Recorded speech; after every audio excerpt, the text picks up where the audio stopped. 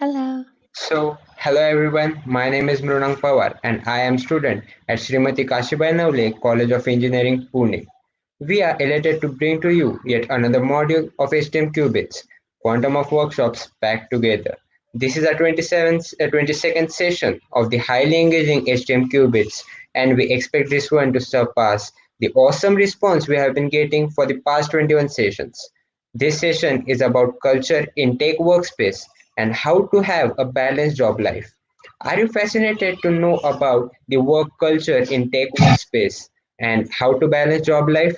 This session is to introduce you all to the work culture of most of the tech companies and also deal with a very important topic of how to maintain a balanced job life and personal life. This topic is something that the youth today needs to talk and discuss about, with the pandemic reasonably diminishing the lines between the personal and professional lives. To guide you through this session, we have with us Alisa Rose. She works as people operations at Vercel, making her more than qualified to guide you through this workshop. So without taking any of your precious time, I will hand over this session to Alisa. Over to you, Alisa. Thank you so much. Hello, and thank you for having me, Hack the Mountain. I'm very honored to be here. Yes, to begin, I would just like to introduce myself. I have been working at Vercel for the past 4 years, almost five, and through that, I've seen the incredible work that the team has done in order to be where they are at this moment. They started as Zeit, which then turned into Vercel last year. And in that, we have grown exponentially. We are nearing about 80 employees with about 50 engineers. And of course, I see the ups and downs and the incredible work ethic of the team. But I also, as people operations, really like to enforce and to encourage our employees to remember that life is more than work. It is also your family, yourself, your what makes you happy outside of the workforce. So my talk is going to be based on the balance between work and life and your personal life. And can you all see my screen? Yes. Okay, great. Okay. Awesome. So yes, so I'm just going to walk you through the history in the beginning of how work-life balance originated. Actually, it was invented in the 1800s, the mid 1800s. So many years back, when life was about productivity more than a balance. It was about survival. It was about going through the motions of your life in order to be as productive as you could, with everything being on the back burner. This, of course, is almost a dichotomy, which because work life balance, there was no balance. It was very work centric. Therefore, in the 1970s in the UK, United Kingdom, they shifted that understanding of work-life balance. They made it more of a work-life together, as opposed to work-life is not important. So that actually having that distinction and making sure that one's life was also very focused on personal life, health, self self confidence in your who you are in your family, who you are looking in the mirror. All of these things played a factor in being actually more productive in your work life. So actually, in the mid 1800s, when they made everything work focused, it caused a decrease in productivity. Therefore, encouraging employees in the 70s to be more productive in their personal life as opposed to their work life, creating this really nice balance. But is it 50-50? Uh, Actually, you don't work life balance is not going to be 50-50. You're going if in fact you have too much work life, of course you're going to experience burnout. But actually, one moment. Sorry, right here. But we're going to talk about balance first. So yeah, balance is not always equal.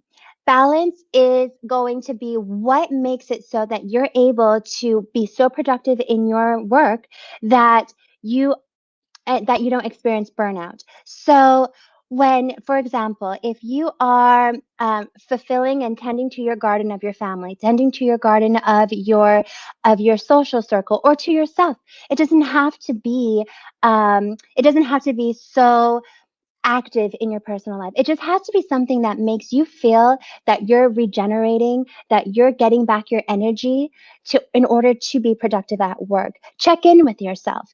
When you being young engineers and you're just starting out and you're starting out in the workforce, you're going to be very motivated to go to work and be productive and do whatever you can to show your worth.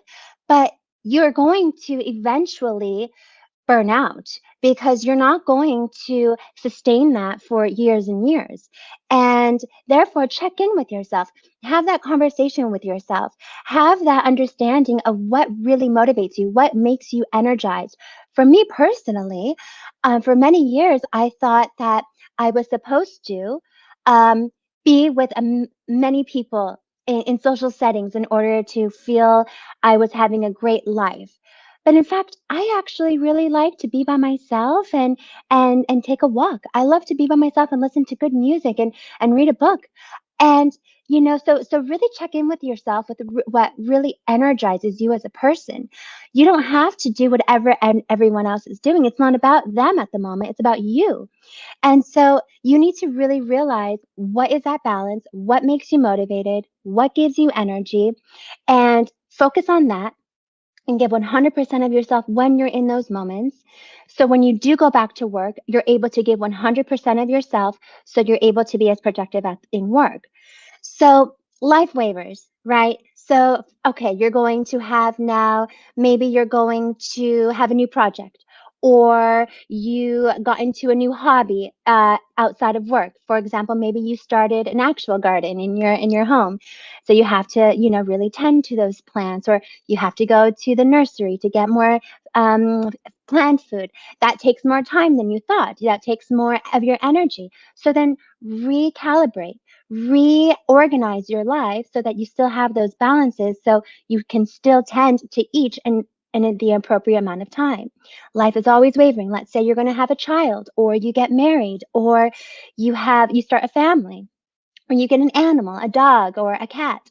Those are factors that you have to factor in now when you have a job and you have now some being that needs your attention. You're going to recalibrate, you're going to designate the amount of time for that animal or child or spouse, and you're going to see, okay, well, now I need about 60% in my life. Okay, so what can I do in order to still be productive in that 40% of my work life that stays in a way where I'm proud of myself? My work is still being done in the amount of time and the amount of energy that I once was giving to it. And also, you're also going to be tending to your child. So, what do they need? How am I going to do what I can in order for them to be okay? So, it's all about finding the balances, finding out how to just go with the motions in a way that you feel a good sense of self in both your work and your life. If you don't, you're going to be burnt out. Now, we all just went through and we're still going through a wild, wild shift in our world with the coronavirus pandemic. And it is incredibly important to realize that we're all going through this together. So the pandemic really almost just like threw everyone off. So here we are trying to have this work-life balance with work, life, we get it going, we have the good emotions, and all of a sudden it collapses. Therefore, everyone was just kind of thrown off. So all of a sudden, you have to almost do an emergency recalibration of yourself. Okay, I maybe can't go to work right now. Maybe I can't go to my in-person classes. Maybe I can't see my family. What am I going to do in this time where I don't feel completely depleted of all of my energies, my happiness, my productivity, well, you have to really look inward. You know, depression is an incredible force, and it could hit you, and you won't even realize that it's hitting you. You get anxious, that maybe you've never been anxious before, and maybe all of a sudden you're feeling this anxiety that I've never felt this before. Check in with yourself. Make sure that you are taking care of yourself, because when we get back into that workforce, you're going to be stronger, because you're going to have that ability to look inward and know, this is why I'm going through this. We had a major life crisis. Okay, I'm looking inward. I'm seeing, where am I right now that I'm able to pick myself up and see where I can be in this moment in order to start being more productive, more happy, content, not even happy. Let's take happiness out of the equation. Let's just be content. Let's just be able to um, get ready and to take care of ourselves, the basic human needs. Eat well, and don't forget to drink water. Just those basic things can really start that building block to be able to get away from that path down into burnout. Statistically, let's talk about statistics, as I'm sure all of you love. You know, we love facts. So I took it from the American Journal, but there are many other documents for specific countries, for India, for China, for, you know, everywhere else in the world. So please just understand these are American statistics, but it's across the board. But it's very interesting. So as I was saying before, the most people who experience burnout are people who have children, people who are married, because they unfortunately do not look inward. The people who are experiencing this burnout now do not look inward. They did not start recalibrating once a large life experience happened, a large new chapter happened. So they just kept going with it. All right, so I just got married. I just had a baby.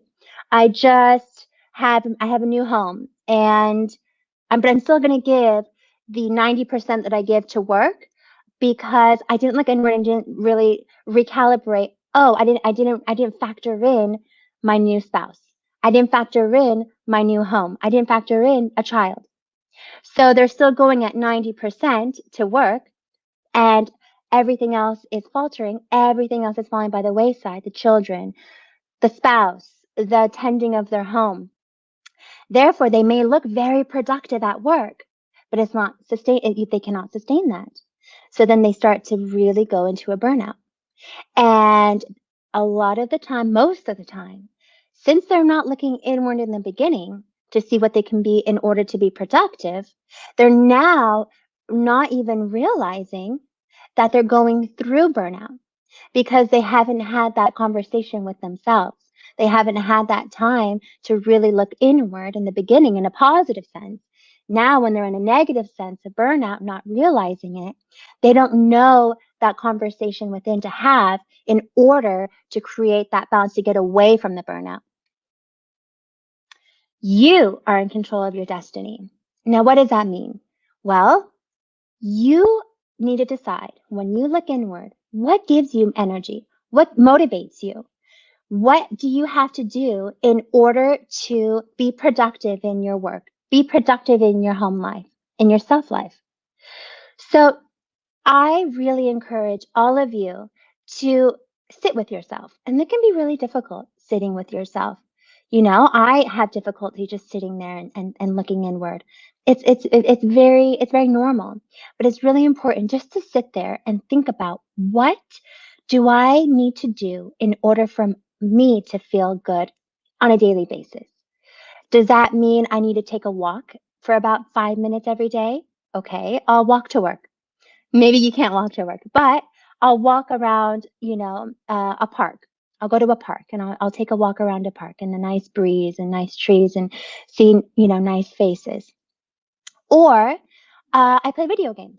Playing video games is actually a very good way to stay productive and not go into a deep depression. And I'll tell you why. When you're just sitting there watching TV, for example, you're not doing anything. You're just sitting there. You're being very passive. When you're playing a video game, you're interacting. So I really encourage I do. I encourage video games. I think there is a balance that you have to have, but video games is a good one because you're still in that functioning, um, um, productive mindset. Play video games. Do or take a really nice shower, or anything that you feel will make you happy. Look inward, and you'll find what really makes you tick. Read a good book. Finish that book that you have just sitting on your nightstand that you think, oh, I'll get to it. Get to it now. It's time for you to really do what you need to do in order to build yourself so you're able to be productive in other areas. Don't ask other people. So sure, we're going to ask our mom, oh, what do you do for how do you feel good best? Or you ask a friend, how do you feel best? And they tell you, and you think, okay, I'll do the same thing. No, that's wrong. So I grew up with a mom who's very, very outgoing, and she gets energized by people. I, on the other hand, get energized by not being around people because I feel very overwhelmed when I'm with a lot of people. So when I'm by myself, I'm able to really rebuild that energy within me. And that took me a long time to really discover because I thought, oh, my mom, she's my greatest role model. I'm going to be just like my mom. But in fact, that really made me incredibly depressed. I was very, very just depleted of all my energies, not knowing why, because my mom's not depleted. Why should I be depleted? You have to look inward. Now let's think about like we talked about this before, but let's touch on it a little bit more. How do we spot burnout? So let's say that you're working really hard and you're really excited about a project and you're really motivated at work, but again, you're feeling very, very uninterested in home life, and you then you're going really strong in work life. This is a type of burnout that is almost an optimistic burnout. There is such thing. You can be so addicted to work, so addicted to that serotonin release of just producing and creating and deploying and making your boss happy, making your coworkers happy, doing everything for others, that you forget about yourself, about those plants that haven't been watered in a week, about maybe your home is a little disheveled. So then you're kind of in this limbo of, well, I feel really great because I'm being very productive at work, but yeah, I do avoid, when I go home, I just have zero energy to give to my plants, so they'll be watered on another day. Or I'll clean up my house on the weekend. Or, yeah, you start making excuses because you're feeling really great at work. But that's only going to start dropping because there is a zero balance. It's going to be so topsy-turvy that you're not going to be able to be really strong and on a solid foundation of yourself, of your life. So yes, it says you're demotivated in your life, in your work, in your home life. You're unemotional. I'll get to the plants. You start to feel there is a huge statistic that you will get sick. Your immune system starts to really get sick. Have you noticed, anyone out there, have you noticed maybe when you have a big final, you have a really big project, maybe you have just an incredible amount of just energy going toward a test, that you get sick after. You get really sick after. And that's very, very normal because you don't realize that actually you need to still be tending to yourself while you're tending to that really heavy test. It's okay to take a break. It's okay to walk away and I'm going to go take a walk. I'm going to go water my plants or read that book. It's okay. You need to in order to be more productive when you're taking that test. What I used to do when I was in college, I would study all the way up until the day before a test. So I would study and really, really put myself into that mode of studying. But the day before the test, I gave myself a long break and I didn't touch the material. And that is a little shocking, I'm sure, to some of you. But I would step away. I would go to a cafe. I would drink, coffee, sit there, no computer, just sit there and be away from it all. So when the test did come the next day, instead of being incredibly exhausted from just studying and studying and studying and trying to retain all that knowledge and figuring all that out, I wasn't exhausted. I went into the class, I sat down, and I was energized and ready because I tended to myself. I gave myself that opportunity to take care of myself, to give myself that strength in my balance of my personal life. So I was able to come into that test stronger than maybe the person who pulled an all-nighter just studying and studying and studying to the point where they're just so exhausted that it's just they lose it all. A lot of people get test fright. That actually is a contributing factor of test fright. They're so anxiously preparing for it that they get fright and they forget everything all of a sudden. Well, that's because they're not balancing themselves on the other side. They're not allowing themselves to breathe, to walk away. Allow yourself just to walk away. It'll be right there when you come back and you'll be stronger. So always have that mental check-in. So the really great thing about being young and about being at university and entering into the workforce is you have the opportunity to go into the new job when you get a new job or a new employer to tell them, this is how I function well. This is how I will be productive. I'm going to teach you how I work best. You may work best in this way, but this is how I work. So you have that destiny of yourself in the palm of your hand. You are the one in control of how you feel and how you have others treat you. And this can work in every avenue of your life. This can be in your relationships. This can be in your how you treat yourself. You need to teach people and yourself how you best feel and how you best function. So if you don't, if you just take whatever, oh, I want you to work, 12 hours a day, Monday through Friday, and I want you to do it in this particular order, say, okay, and you continue and you're doing it and you're okay, that's what they need and I can do it. I can adapt. But can you? So can that be productive for a long term? I don't know. I don't think so. Therefore, and you can't.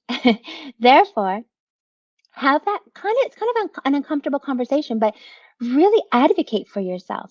Say, this is to your new employer with all the respect in the world. I would like to talk to you to tell you how I best function. I really work well during this hours. I really work well in this type of workspace. I really work well when I'm listening to a certain type of music in this environment. Okay, they're going to be really excited to work with you. People are more than not great. They're good people and they want to see you succeed. You were hired for a reason. So remember that they want you to succeed. They want you to do well for their company. And that means you're going to do well for yourself first. When you're in an airplane, they always say, put your mask on before you put on your child's mask. You can't put on your child's mask without yours on first. You have 15 seconds until that air in the plane is completely depleted. So if you put on your child's mask first and you're trying to put it on, meanwhile, you're about to pass out. So you really need to take care of yourself first before you can take care of others. So have that mental check-in with yourself. Have that understanding of yourself first. Before you start to go out into the world, have that conversation with yourself. It's hard. Like I said, it's kind of it's selfish, but it's good to be selfish in some instances. It's good to take care of yourself. So just really look inward. With that, you have clearly defined boundaries. As we look at a child and we look at how a child functions, we say they need boundaries. So, for example, if you say no and they keep, trying to make you say yes to maybe a piece of candy and you say no, but then they start throwing a tantrum. You're like, oh gosh, I just need that tantrum to stop. It's overwhelming. I can't think. Here, have the piece of candy. Oh, okay. Well, now that child's gonna think, I just have to do a 30-second tantrum and I'm gonna get that piece of candy. Oh, okay. So now that person, very uncomfortable in the beginning, they were thinking, oh, I don't want to hear that tantrum. Here's the candy. But there's no boundary because all of a sudden that child feels unsafe. They actually feel unconfident. They don't feel safe anymore because they don't know where they stand. They don't know that clear boundary of no candy before dinner. They don't know that clear boundary because all of a sudden it's really, really messy because now they're in control and they're the ones that are saying, well, now I don't feel safe. I'm supposed to feel safe with my provider, with my caretaker. So where's that boundary? And it's the same in the workspace when we're older. And now we're the employee and we have an employer. If we don't have a clearly defined boundary with how we work, how they work, how we come together, we're going to feel really uncomfortable. We're going to feel really uncertain because we don't have those boundaries in place. We didn't tell them how we feel in a boundary. These are the boundaries for me that I've created as I looked inward. And these are the boundaries I would like to give to you. There is no more boundary. It's all they're going to take because you're like, okay, I'm allowing everyone to take from me and have me give everything to them. But because there's no boundary, there's no self-doubt, there's no lack of confidence, there's now no safety. There's no secure nature in the work. So remember to define that boundary within yourself so you can then advocate for yourself when it comes to the workplace or when it comes to a doctor's office, when it comes to, you advocating for yourself of getting a second opinion, of getting, not being afraid to really stand up for yourself because you are going to be the only one that really knows yourself. So really define that. So let's now talk about, all right, we have our boundaries in place. We have a really, really great balance. We have a really great work life, just really nice system going. So now how do I work? All right. Well, how do you best work? Look inward again. Do you have a messy desk? Okay. Can you work in a messy desk? Some people can. I can't. Can you, what motivates you? Do you listen to music? I need music to function. I need, background music with no words. I function best in that. I get into that mindset. Do you work in a kitchen? I used to work in my home kitchen and it just distracted me. I started thinking about, oh, I'm going to have more coffee or, okay, I can have a snack. And I was just in this motion of not really focusing in on my work. So now I have a designated space away from my kitchen, away from distractions, from children, from students, from even my employees, my coworkers. I like to work in a space where I have zero distractions except my own computer and my music. That way you can motivate yourself and keep that mindset when you're working. You kind of go into this Pavlovian understanding of, if you're not familiar with Pavlov, what he did was he encouraged his dog with treats. So every time he had a treat out, his dog was ready to do a different trick. Or so he would start salivating, the Pavlovian salivation of the dog. We're very similar to that. So when you go to your workstation, you are ready to work. You have that within you, like, okay, this is now, my mind is ready to work. If you're in the kitchen, you're not really, well, I cook in here too. And I also make my coffee in here and I have conversations with my family in here. So it's really blurry. You need to really define those spaces. This is for family, leisure, self. This is for work, productivity, and doing my projects. Okay, so let's clearly define those. Let's not let them be blurred. Okay, now that we've talked about everything, and now that I've given you a little bit of information about how best to create that foundation for your balance, I'd like for everyone, if you can, to open up a blank document on your computer. So I'm going to give you about 10 seconds, 15 seconds to open up your computer, open up a place that you can write, and please, and I'll wait about 15 seconds for everyone to get into their computers. and into their document.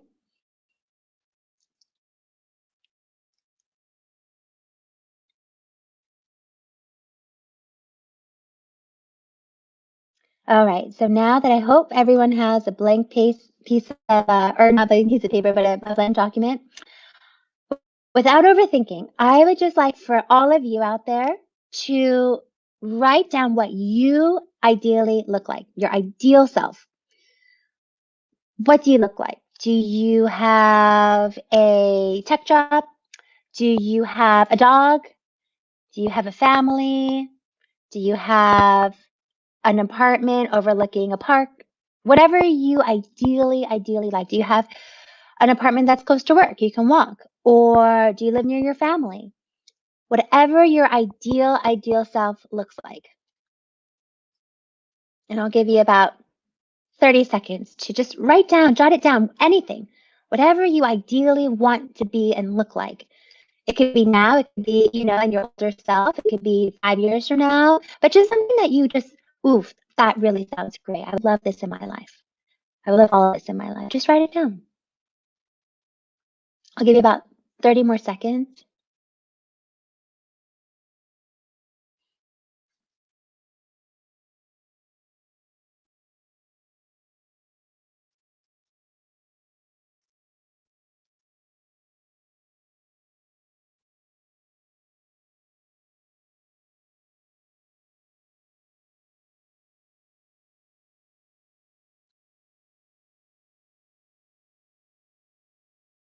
Okay, maybe 5 more seconds. All right, so keep that on your computer. That is going to be for you to look back at, to have that as your reminder. Use that to guide you and motivate you and to really dedicate your life to. That is, if you've never heard of it, that's the secret in life. You have the destiny again in your hands for yourself. You have the power to do what you need in order to get to those goals. It's all within you. It's about how you get to that in a balanced life. You are able to do whatever you set your mind to because we are strong human beings. We have those abilities. It's just up to how you dedicate yourself, how you take care of yourself, how you stand up for yourself, how you motivate yourself, and how you tend to your garden, both in your work and your family life and your self life, in order to be a strong foundation for the rest of your life. Let's connect. I'd love to connect with you all. I work at Vercel. I am located in San Francisco, California. I would love to have connections with you all. I'm on Twitter and LinkedIn. And if you guys want to have a 15-minute meeting with me, I'm here. So please write this down and I'd love to connect with you. Thank you so much. So yeah, thanks a lot, Alyssa. It was a great session. The activity at the end, it was really amazing, like opening a document and just writing out, seeing ourselves in the future. It was a great activity. I hope everyone will enjoy this activity and has enjoyed this activity. So yeah, it was a very great session, like how to balance the personal life and our professional lives. So it was a indeed overall session was really amazing and really helpful in this pandemic situation. Like mental health is also important while working and in our professional career.